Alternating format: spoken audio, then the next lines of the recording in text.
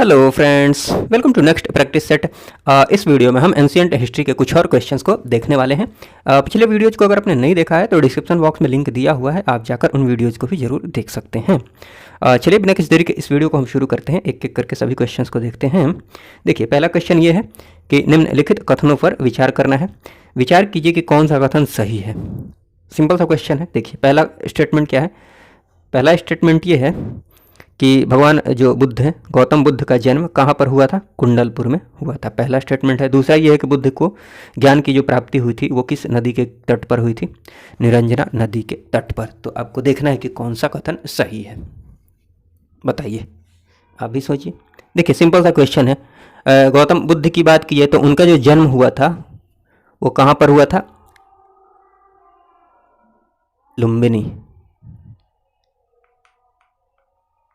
लुम्बिनी कपिलवस्तु में। ये कहाँ पर पड़ेगा आपको? नेपाल में पड़ेगा, ठीक है। कुंडलपुर में जो जन्म हुआ था ना, कुंडलपुर या फिर कुंडग्राम, यहाँ पर जन्म हुआ था जैन धर्म के 24वें तीर्थंकर भगवान महावीर स्वामी का जन्म हुआ था। तो पहला स्टेटमेंट देखा जाए तो गलत है। दूसरे की बात की जाए कि बुद्ध को जो ज्ञान की प्राप्ति हुई थी वो निरंजना या फिर इसी को फल्गु नदी के नाम से जाना जाता है। ये कहाँ पर है? बोधगया में है, ठीक है। तो बुद्ध को जो ज्ञान की प्राप्ति हुई थी वो बोधगया में हुई थी, बोधि वृक्ष के नीचे, पीपल का जो वृक्ष है उसके नीचे। और वो किस नदी के किनारे है? निरंजना नदी के तट पर ही है, ठीक। तो ये स्टेटमेंट देखा जाए तो सही है। दूसरा स्टेटमेंट सही है। पहला गलत है, दूसरा सही है। पूछा क्या है? कौन सा सही ही चेक करना है। तो ए तो नहीं होगा, बी में दिया है केवल 2, तो बी ऑप्शन सही ऑप्शन हो जाएगा, ठीक है। चलिए नेक्स्ट क्वेश्चन की बात करें। नेक्स्ट क्वेश्चन ये है कि बुद्ध के धार्मिक विचार एवं वचनों का संग्रह किस में मिलता है? ऑप्शन है, देखिए, ऑप्शन ए है सुत्त पिटक, बी है विनय पिटक, सी है अभिधम्म पिटक, डी है उपरोक्त में से एक से अधिक, ई है उपरोक्त में से कोई नहीं। बताइए सही ऑप्शन कौन सा हो जाएगा। तो क्वेश्चन की बात की जाए, क्वेश्चन के अकॉर्डिंग बुद्ध के जो धार्मिक विचार एवं वचन है, जो भी उनके धार्मिक विचार थे, बुद्ध के जो उपदेश थे, उनके संग्रह की बात की जाए तो वो किस में मिलता है? इसका सही ऑप्शन हो जाएगा ऑप्शन ए सुत्त पिटक। पिटक का मतलब होता है पिटारा, इसको इंग्लिश में आप बास्केट समझ सकते हैं। बास्केट एक टोकरी जिसमें बहुत सारे जो साहित्य है ना इसमें रखे हुए हैं, ऐसे समझ लीजिए। पिटक, सुत्त पिटक। सुत्त पिटक कहने का मतलब, पिटक मतलब टोकरी है एक जिसमें बहुत सारे साहित्य रखे हुए हैं। तो सुत्त पिटक कहने का मतलब ये है कि एक ही नॉवेल है, एक ही साहित्य है, बहुत साहित्य की बात की जा रही है, उसमें बहुत सारे साहित्य का संग्रह है। सुत्त पिटक।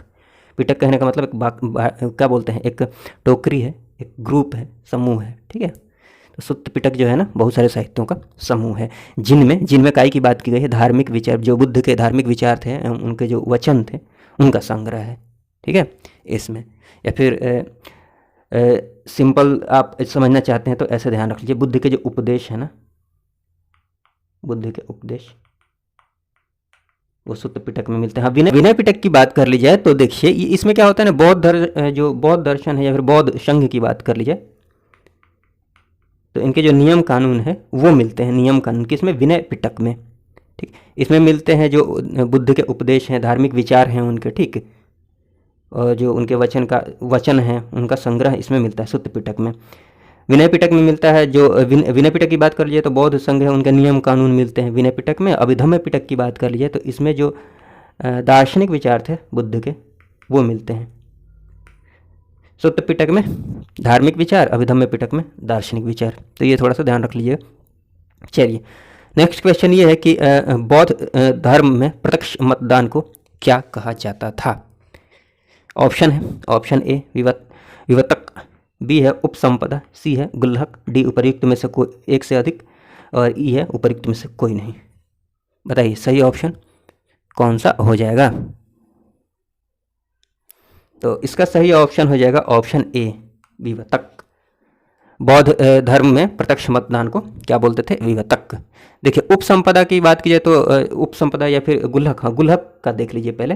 विवतक जो है ना ये प्रत्यक्ष मतदान को बोला जाता था, और गुल्लक की बात कर लीजिए तो गुप्त मतदान को बोला जाता था, गुप्त मतदान। तो ये दोनों बात ध्यान रख सकते हैं, विवतक और ये गुल्लक। नेक्स्ट क्वेश्चन ये है कि बुद्ध के जो दूसरे गुरु थे वो कौन थे? ऑप्शन की बात कर ली जाए तो ए में है अलार कलम, बी है रुद्रक रामपुत, सी कौंडिन्य, डी उपरोक्त में से एक से अधिक, ई है उपरोक्त में से कोई नहीं। बताइए सही ऑप्शन क्या हो जाएगा। तो इसका सही ऑप्शन हो जाएगा ऑप्शन बी रुद्रक रामपुत। देखिए जब बुद्ध 29 वर्ष की आयु में गृह त्याग करते हैं तो गृह त्याग करके वो कहाँ पर जाते हैं, सबसे पहले वो जाते हैं क्या बोलते हैं वैशाली। वैशाली में कहाँ पर आचार्य, ये सांख्य दर्शन के आचार्य होते हैं आचार्य, इनका नाम होता है अलार कलाम, ठीक है, इनके पास जाते हैं। तो प्रथम गुरु की बात की जाए तो प्रथम गुरु कौन होते हैं, अलार कलाम। इसके बाद ये यहाँ से वैशाली से कहाँ चले जाते हैं, ये राजगृह, राजगीर में जाते हैं, दूसरे धर्माचार्य से मिलते हैं, उनका नाम क्या होता है रुद्रक रामपुत, इनके पास पहुँचते हैं। फिर यहाँ से वो चले जाते हैं कहाँ पर, बोध गया चले जाते हैं, उरुवेला बोध गया, और यहीं पर उनको ज्ञान की प्राप्ति होती है। ये सारी बातें हैं। बाकी आप क्वेश्चन की बात की जाए तो बुद्ध के दूसरे गुरु बी।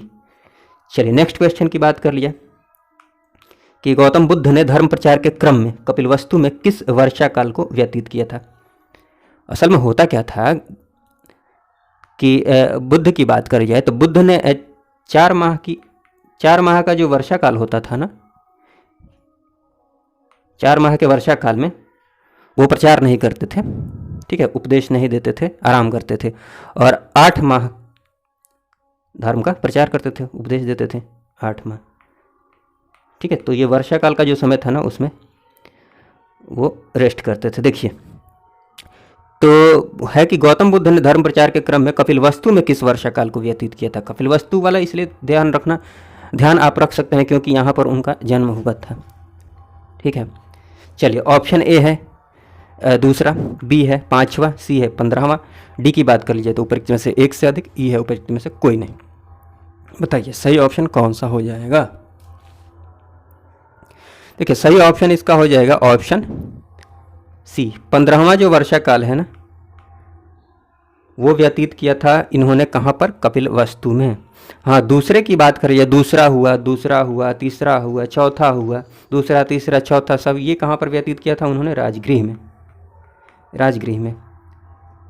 5वें की बात कर लीजिए तो आप ध्यान रख सकते हैं वैशाली में, और वैशाली में ही अंतिम वर्षा काल भी इन्होंने व्यतीत किया था, वैशाली में ही अंतिम वर्षा काल को भी व्यतीत किया था, ठीक है। तो ये बात जरूर ध्यान रख लीजिएगा, ये तो पूछा हुआ है वैशाली।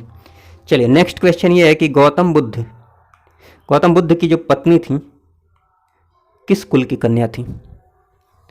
ऑप्शन ए है ज्ञात्रिक, बी है शाक्य, सी कोलीय, डी है उपरोक्त में से एक से अधिक, ई है उपरोक्त में से कोई नहीं। बताइए सही ऑप्शन क्या हो जाएगा। तो क्वेश्चन की बात कर लीजिए तो क्वेश्चन के अकॉर्डिंग इसका सही ऑप्शन हो जाएगा ऑप्शन बी, शाक्य कुल। गौतम बुद्ध की पत्नी जो यशोधरा थी ये शाक्य कुल की कन्या थी। गौतम बुद्ध के जो पिता थे वो भी शाक्य, गौतम बुद्ध के पिता का क्या नाम था, शुद्धोधन, ठीक। तो ये कपिलवस्तु का जो शाक्यगण था उनके प्रधान थे, तो भी शाक्य कुल से आते हैं, शुद्धोधन, यशोधरा भी। उनकी माता की बात कर लिया महामाया, वो कोलीय वंश की थी, कोलीय महामाया गौतम बुद्ध की माता।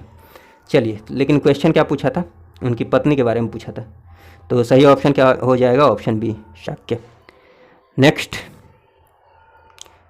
अगला क्वेश्चन ये है कि निम्नलिखित में से कौन से बौद्ध धर्म एवं जैन धर्म दोनों में समान रूप से विद्यमान थे।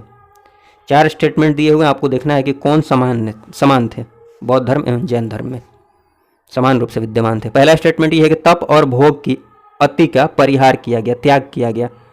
तप की और भोग की अति मतलब बहुत ज़्यादा, तप पर बहुत ज़्यादा फोकस, कठिन तपस्या, परिहार किया गया। देखिए पहले स्टेटमेंट की बात की जाए तो जैन धर्म में तो तप कठिन तपस्या का प्रावधान है, कठिन तपस्या की जो प्रणाली है वो देखने को मिलती है, कठिन तपस्या वो करते थे, बट बौद्ध धर्म में वैसा नहीं देखने को मिलता है, ठीक। तो पहला वाला जो स्टेटमेंट है ये तो समान नहीं है, दोनों में समान नहीं है, ठीक है। जैन धर्म में जहाँ कठिन तपस्या देखने को मिलती है बौद्ध धर्म में नहीं मिलती है, तो पहला स्टेटमेंट वैसे ही गलत हो जाएगा।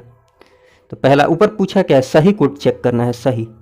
तो ऑप्शन के अकॉर्डिंग ही अगर आप आंसर देखने जाते हैं तो इसके बारे में तो आप वैसे भी नहीं सोचेंगे क्योंकि इसमें 1 दिया हुआ है, और इसके बारे में भी आप नहीं सोचेंगे। चलिए वेद प्रमाण के प्रति अनास्था, वेद के प्रति अनास्था की बात की जाए तो हाँ, इन दोनों धर्मों में वेद के प्रति अनास्था थी, तो दूसरा स्टेटमेंट सही है।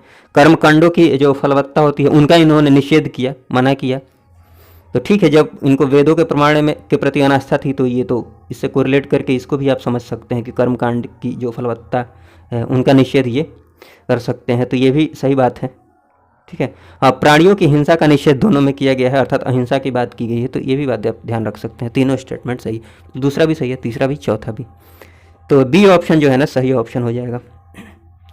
नेक्स्ट ये है कि बौद्ध धर्म के जो त्रिरत्न हैं वो कौन है? बौद्ध धर्म के त्रिरत्न, ऑप्शन ए है बी में क्या है? ऑप्शन ए में है बुद्ध, बी में है धम्म, सी में है संघ, डी उपरोक्त में से एक से अधिक, ई उपरोक्त में से कोई नहीं। बताइए इसका सही ऑप्शन क्या हो जाएगा? त्रिरत्न का मतलब ही है, त्रि मतलब तीन, रत्न मतलब रत्न, तीन बहुमूल्य चीज़ों की बात कर ली जाए तो बौद्ध धर्म की बात करें तो यहाँ पर तीन के ग्रुप में कोई दिख ही नहीं रहा है, तो वैसे ही आप अब थोड़ा सा दिमाग लगाएंगे तो एक ऑप्शन तो होगा ही नहीं। त्रिरत्न की बात कर ली जाए तो इसमें आपको आ जाएगा ये भी, बुद्ध भी, धम्म भी, संघ भी। त्रिरत्न के अंतर्गत ये तीनों आते हैं, बुद्ध,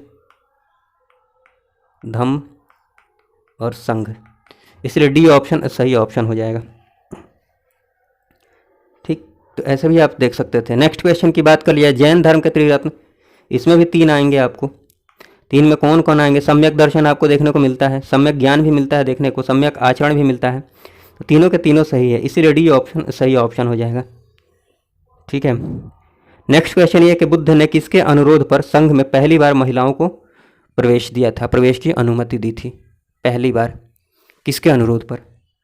इसका ऑप्शन है ए सुभद्र, बी है आनंद, सी है जमाली, डी उपरोक्त में से एक से अधिक, ई उपरोक्त में से कोई नहीं। बताइए सही ऑप्शन क्या हो जाएगा? देखिए इसका सही ऑप्शन हो जाएगा ऑप्शन बी, आनंद। बुद्ध के जो सबसे प्रिय शिष्य थे आनंद, इनके आग्रह पर, इनके अनुरोध पर बुद्ध ने वैशाली में, कहाँ पर? वैशाली में पहली बार महिलाओं को अनुमति दी संघ में प्रवेश करने की। और पहली जो महिला होती है इनकी मौसी प्रजापति गौतमी, प्रवेश करने वाली गौतमी, ये भी बात ध्यान रख सकते हैं। तो ये सारी बातें हैं, बाकी क्वेश्चंस हम अगले वीडियो में करेंगे। चलिए इस वीडियो को देखने के लिए आपका बहुत बहुत धन्यवाद। जय हिंद, जय भारत।